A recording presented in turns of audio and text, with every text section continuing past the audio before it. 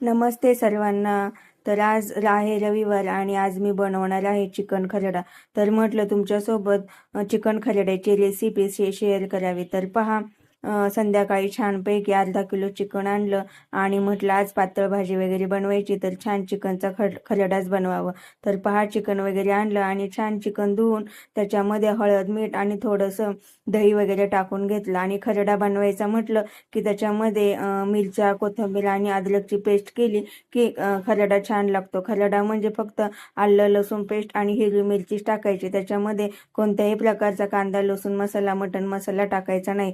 तर पहा, छान चिकन मॅरिनेट करायला ठेवलं आणि नंतर आलं लसूण पेस्ट वगैरे छान मिक्सरला बारीक करून घेतली. त्याच्यानंतर एका कढईमध्ये छानपैकी जिरे आणि थोडासा कढीपत्ता टाकला आणि वरतून आलं, हिरवी मिरची वाटण केलेलं त्याच्यामध्ये टाकून दिलं.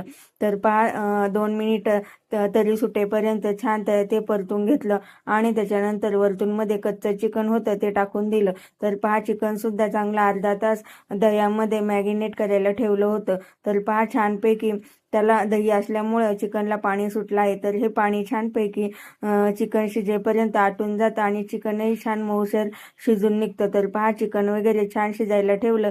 चिकन वगैरे 10 मिनिटात छान शिजलं आणि वरतून छान मस्तपैकी कोथिंबीर आणि थोडंसं मीठ टाकलं. मीठ चिकन शिजल्यानंतर शेवटी टाकलं, कारण की मीठ आधी टाकलं तर चिकनला जास्त पाणी सुटतं.